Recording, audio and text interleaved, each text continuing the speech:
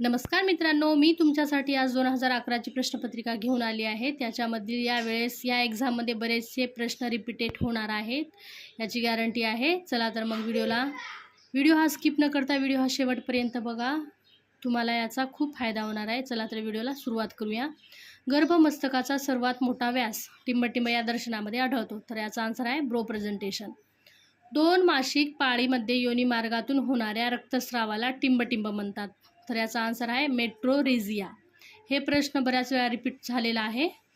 आणि तिसरी रिकामी जागा पाहूया। सर्वसाधारण गर्भधारणेचा सरासरी कालावधी 40 आठवडे आहे।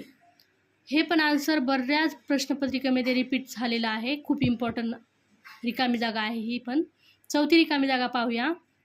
टिंबटिंबमुळे गरोदरपणाच्या 3ऱ्या तिमाहीत योनी मार्गातून वेदनारहित व कारणरहित व मधून रक्तस्राव होतो, याला काय म्हणतात? तर याला प्लासेंटा प्रिविया मुळे गरोदरपणाच्या 3ऱ्या तिमाहीत योनी मार्गातून वेदनारहित कारणरहित मधून रक्तस्राव होतो।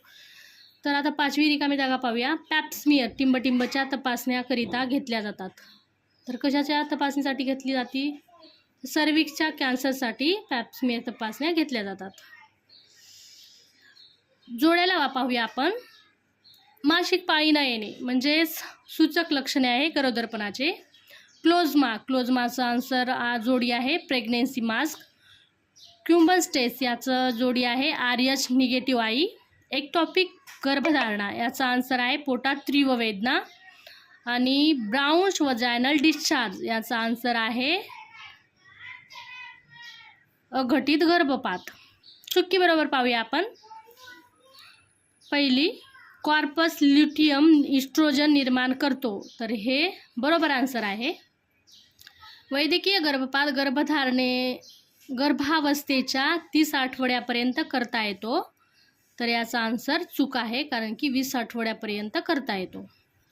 सगर्भस्मार इंजेक्शन मॅग्नेशियम सल्फेट देऊ नये मध्ये, तर याचं पण आन्सर चूक आहे, कारण की सगर्भस्मारमध्ये इंजेक्शन मॅग्नेशियम सल्फेट देतात। श्रीकटिरास श्री समान कटीर असे म्हणतात, याचा आन्सर बरोबर आहे। आणि 5वा चुकी बरोबर पाहूया। खऱ्या प्रसव वेदना एनिमा दिल्यानंतर नाहीशा होतात, तर हे आन्सर अगदी चुकीचं आहे, कारण की खऱ्या प्रसव वेदना एनिमा दिल्यानंतर वाढतात। चला तर मग आपण आता पुढची व्याख्या लिहा पाहूया।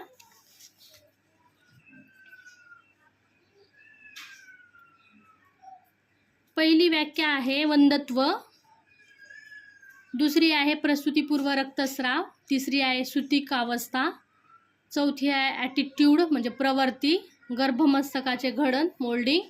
फरक स्पष्ट करा आहे याच्यामध्ये कोणतेही 2 लिहा।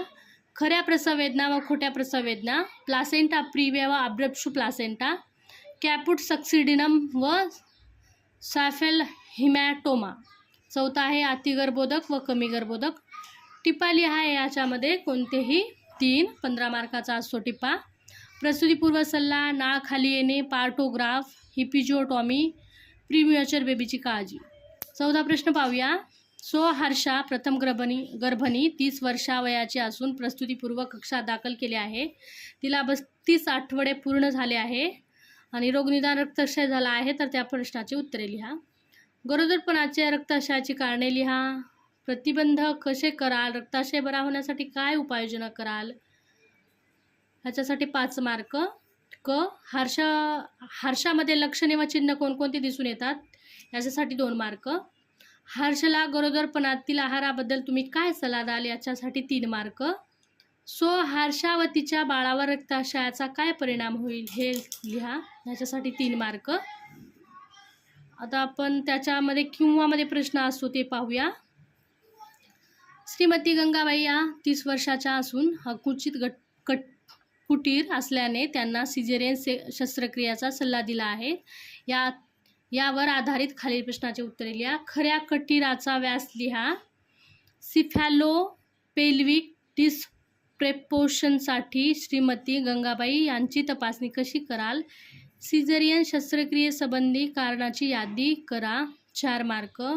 सिजेरियन शस्त्रक्रियेनंतरची श्रीमती गंगाबाईची व्यवस्थापन लिहा, 4 मार्क।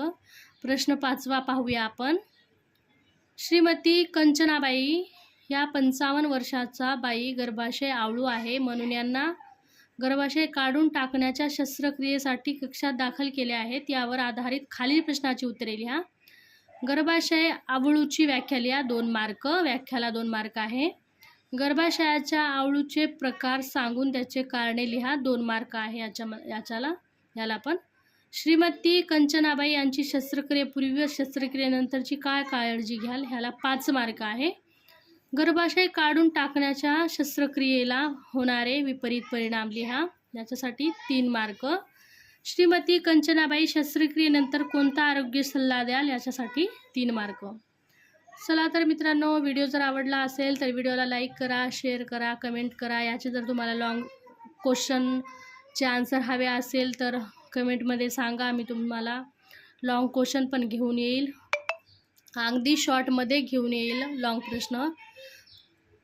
चला तर भेटूया आपण नेक्स्ट व्हिडिओमध्ये। Bye bye.